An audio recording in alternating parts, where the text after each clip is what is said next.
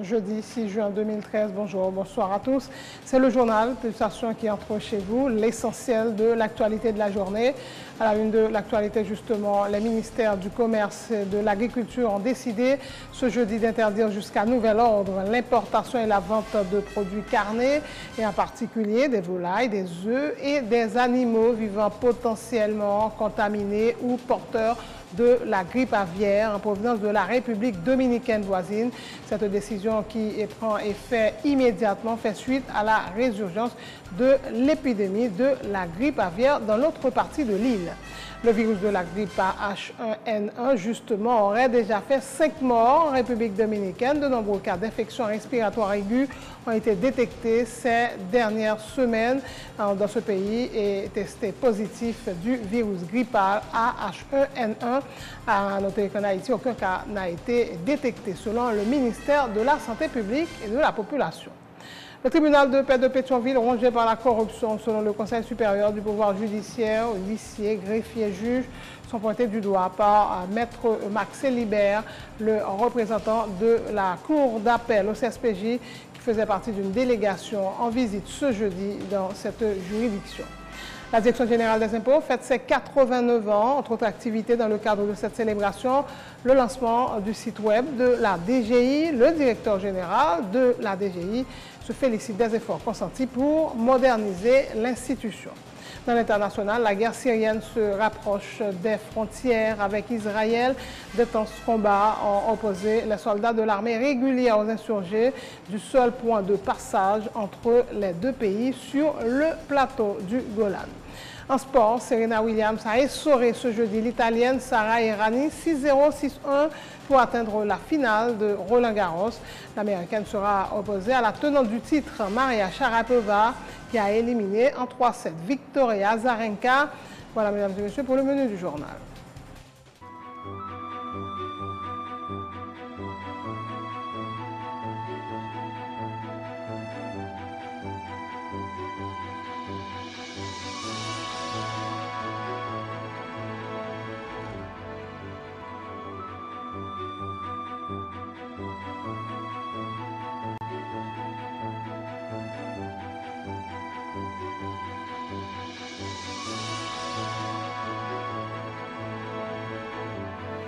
Je vous donne rendez-vous tous les 15 jours pour parcourir le pays à la découverte de nos régions, de la diversité du patrimoine haïtien.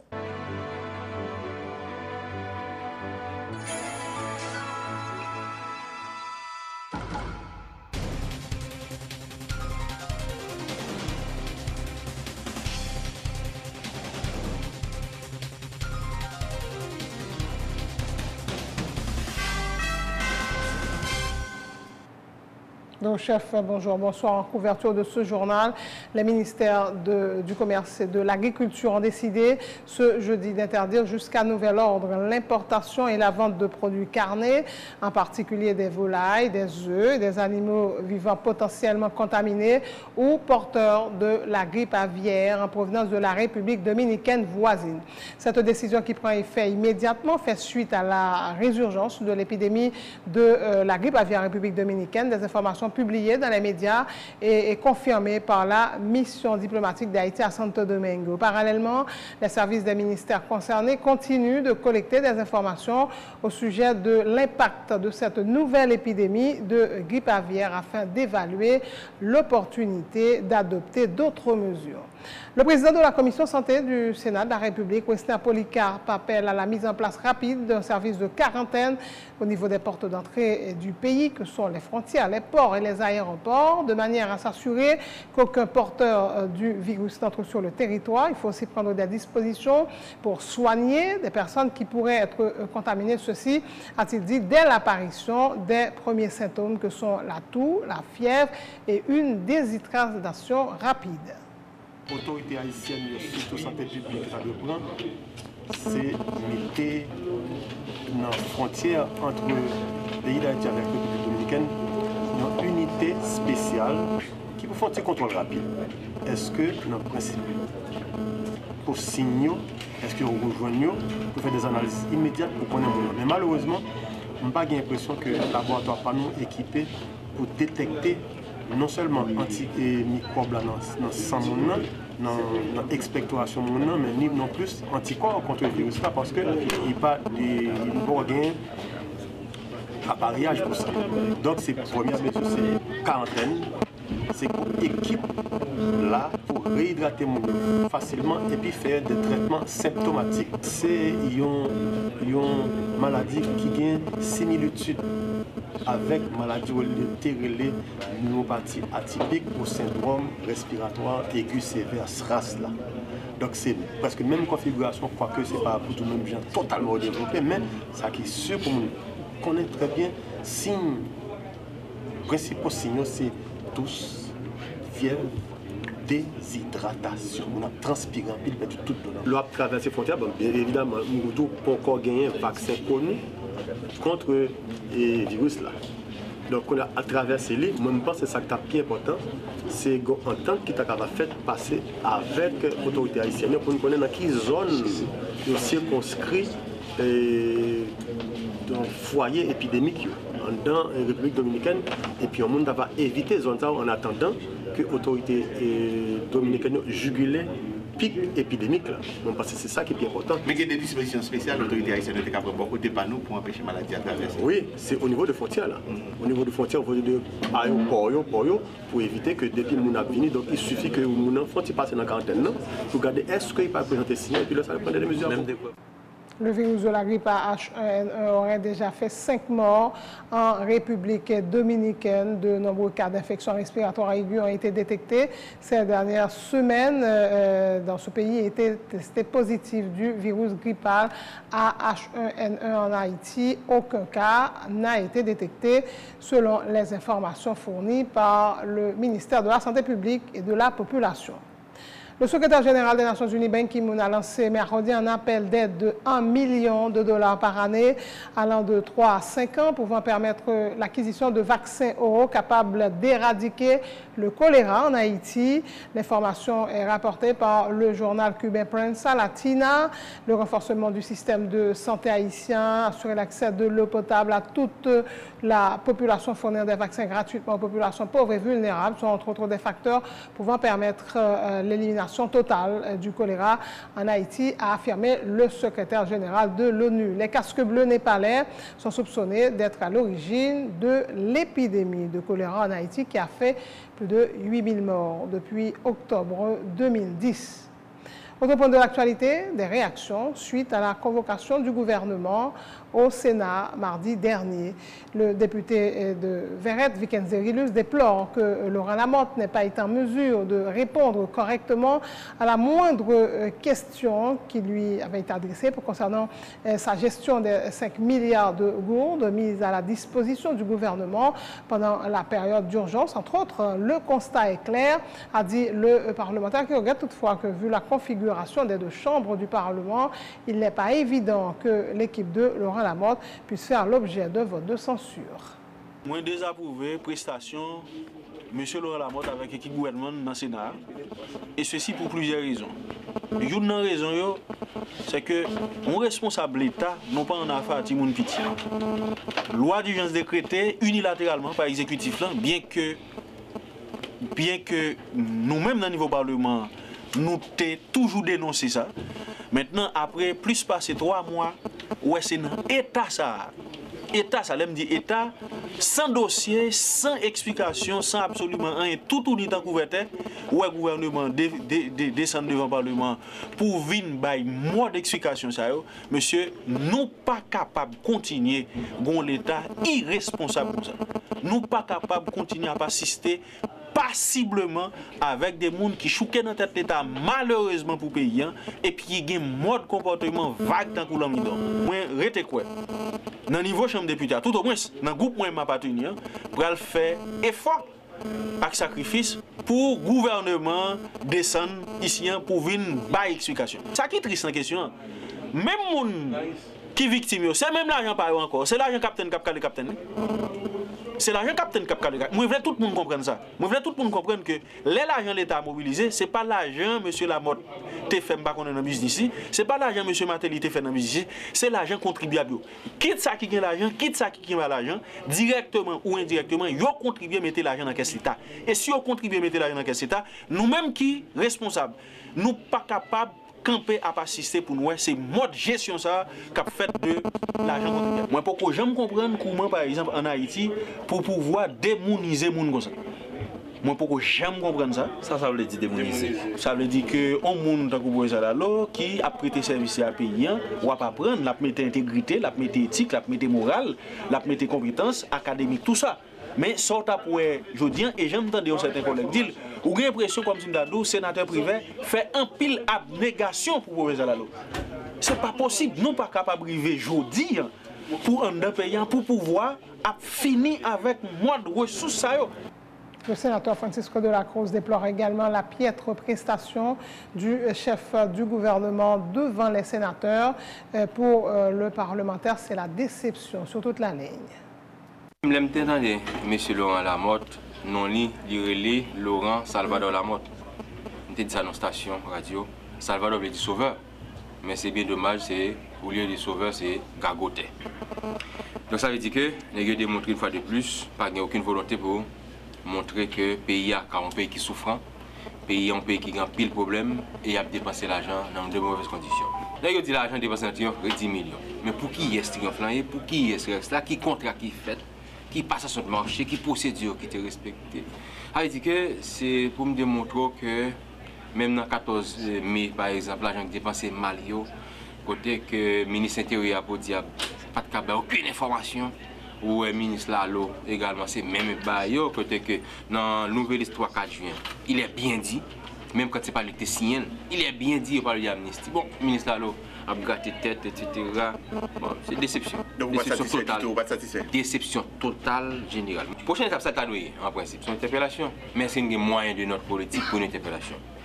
Et ça a gagné deux cas de figure. Un cas de figure côté que pouvoir, ben, on grâce pendant 6 mois encore. Parce que la Constitution a demandé, c'est ça le dit, pendant 6 mois encore, c'est comme si David a même renforcé. Or, est-ce que, ben écoutez, moi, je dis qu'on ne veut pas aller. Si cette interpellation fait, moi, je peux me lever mon petit doigt.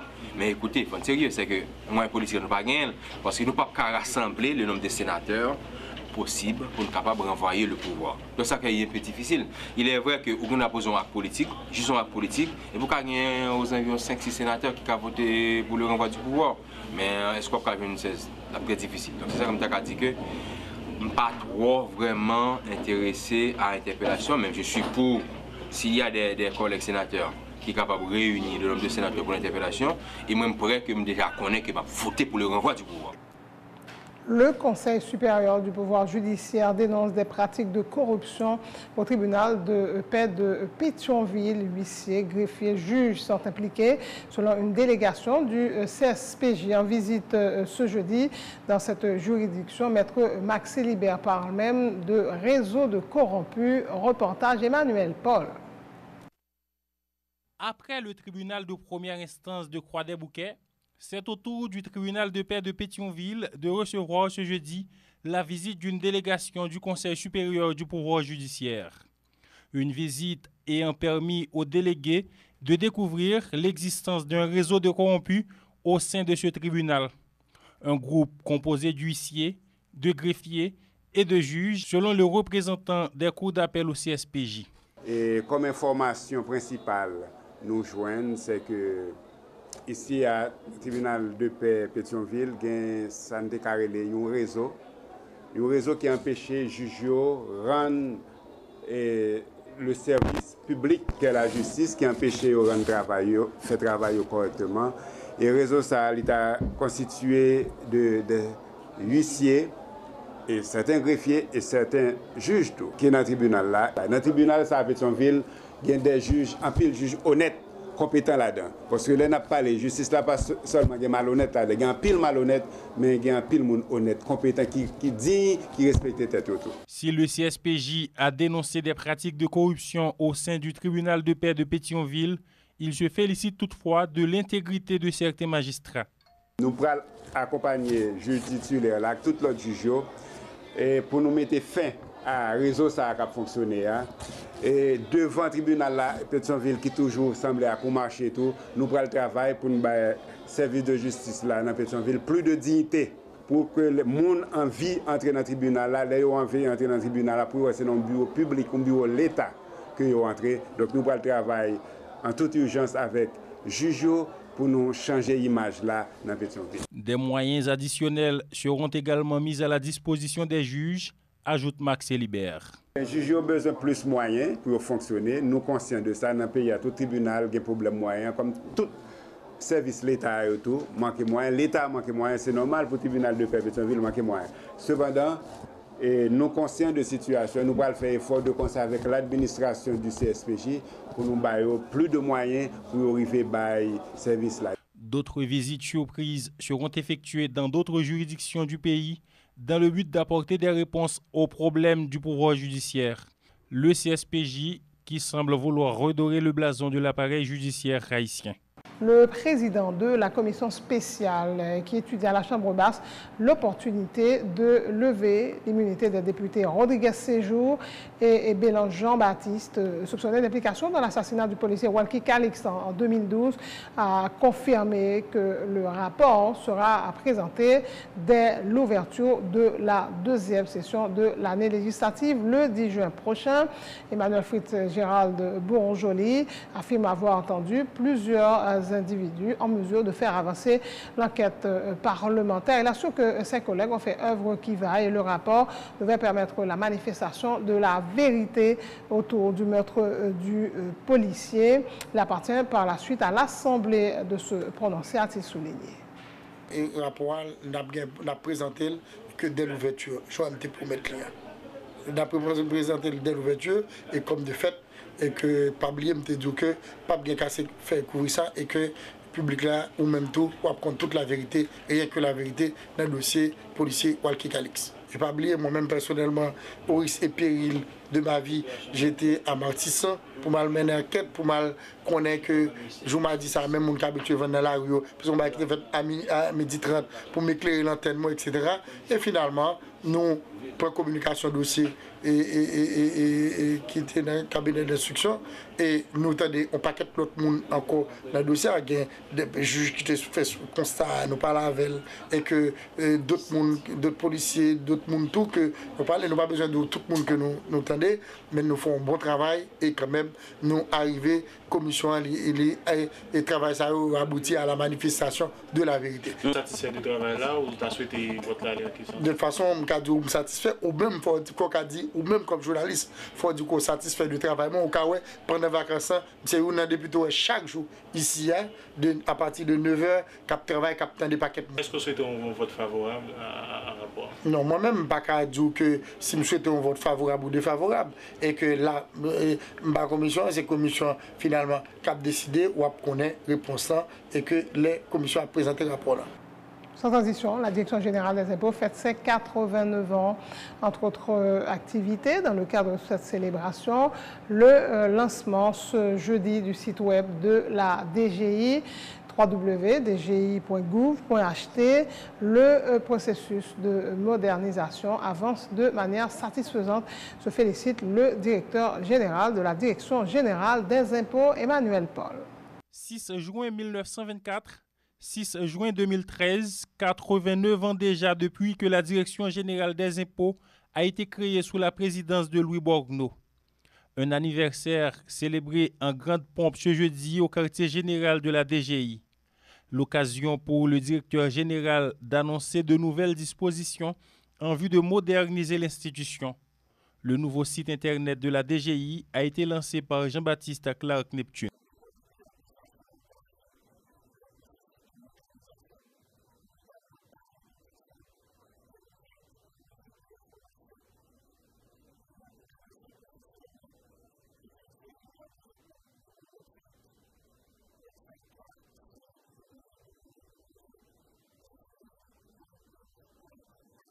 Le nouveau site de la DGI a été créé en vue de développer les relations entre l'institution et les contribuables, a indiqué pour sa part le secrétaire d'État à la réforme fiscale.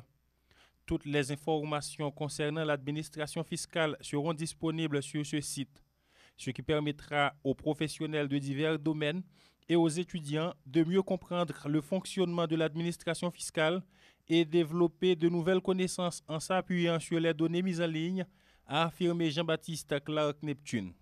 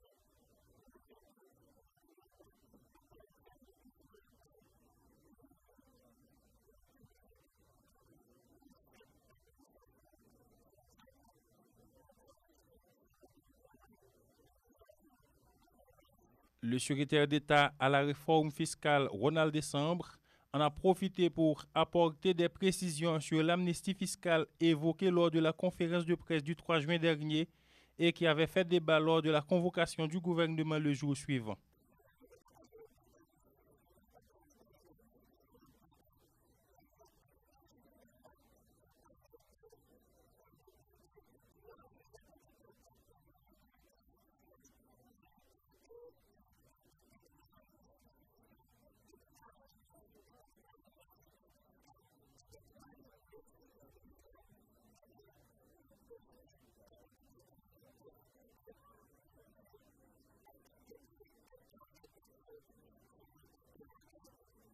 Le 89e anniversaire de la Direction générale des impôts est l'occasion pour les autorités notamment de faire une évaluation de l'institution. Ce jeudi, des représentants de plusieurs autres institutions étatiques ont effectué des visites de courtoisie à la DGI. Le président Michel Martelly a lancé mercredi avec son homologue dominicain Danilo Medina dans la ville de Ouanamet un programme de reforestation à l'occasion de la Journée mondiale de l'environnement. Le chef de l'État haïtien a pris l'engagement de reboiser, de protéger les ressources naturelles des deux pays, insistant sur la nécessité de travailler ensemble en vue de résoudre des problèmes communs de pays se partageant l'île. Le président haïtien a fait remarquer que la dégradation des ressources naturelles menace la survie des personnes et des animaux sur l'île. Il assure que l'avenir des deux pays est dans le reboisement et la protection des ressources naturelles et de l'environnement. Plus de 400 000 plantules ont déjà été mises en terre. Le programme de reboisement couvre actuellement les 10 départements du pays, selon en quoi le président Michel Martelly. C'est un rendez-vous chaque année pour rappeler tout le monde, garçons, femmes, jeunes, grand monde, cheveux blancs, riches et pauvres, sous des voies pour contribuer à la protection de l'environnement, grandette quitter pour eux. Je dis la situation environnement dans le pays nous réellement lamentable. Moi conscient que la plus dégradation environnement c'est déforestation. Et le gouvernement, à travers le ministère environnement, planifié un gros programme reboisement. Côté nous déjà mettez dans terre plus passé 400 000 petits pieds bois et puis petit n'a avancé dans tout département pays avec bon genre de détermination pour que dans 3 ans nous faisons couverture forestière pays sorti dans moins de 2% que les Vodia pour arriver pour Pipiti dans 4%. Alors, je profite d'informer Timonio pour me dire que c'est depuis l'année 1980. Depuis en 80, il a été lancé dernière campagne nationale reboisement. Ça veut dire que nous avons plus passé 30 ans pour des efforts parfaits pour reboiser le pays. Je dis à la campagne reboisement, Chitakol dans 10 départements. Il touche toutes les îles et puis avec une attention spéciale pour zone frontière. Je vais déclarer officiellement aujourd'hui que la campagne nationale reboisement ça a été permanent juste dans le bout de mandat dans l'année 2016. De son côté, le président dominicain Danilo Medina a réaffirmé sa volonté et son engagement de soutenir Haïti dans son programme de reboisement et de protection des ressources naturelles. Nos complace sobremanera visitar de nuevo nuestro hermano país de Haití. Nous très contents aujourd'hui à visiter le pays d'Haïti, spécialement pour occasion Journée mondiale environnement. Chaque jour, nous-mêmes, femmes et garçons, nous tous qui vivons sur la planète là, Estamos dañando la naturaleza. nous avons endommagé, nous avons dommage, nous avons causé dommage à la nature. Et c'est ça qui fait que dans le monde, ils viennent obligés de prendre une série de dispositions pour rappeler nous que nous supposons protéger l'environnement. Responsabilité, nous, c'est pour nous faire que si les gens qui grandissent, capables de grandir dans l'environnement, pour être capables de jouer une même possibilité, au moins pour nous capables de jouer une même possibilité que nous-mêmes, même mécanismes techniques que nous-mêmes nous développés.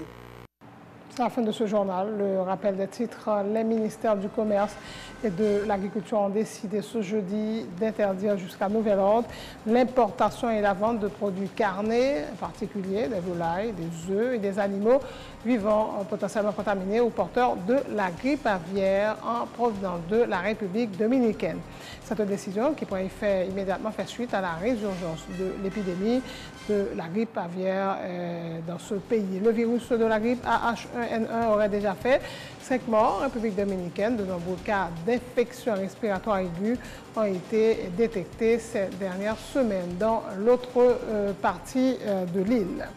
Le tribunal de paix de Pétionville, rongé par la corruption selon le Conseil supérieur du pouvoir judiciaire, huissiers, greffiers, juges sont pointés du doigt par Maître Max Libert, le représentant de la Cour d'appel au CSPJ, qui faisait partie d'une délégation en visite dans la juridiction ce jeudi.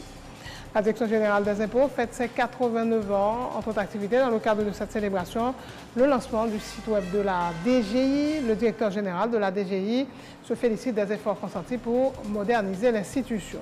Dans l'international, la guerre syrienne se rapproche des frontières avec Israël. D'intenses combats ont opposé les soldats de l'armée régulière aux insurgés au seul point de passage entre les deux pays sur le plateau du Golan.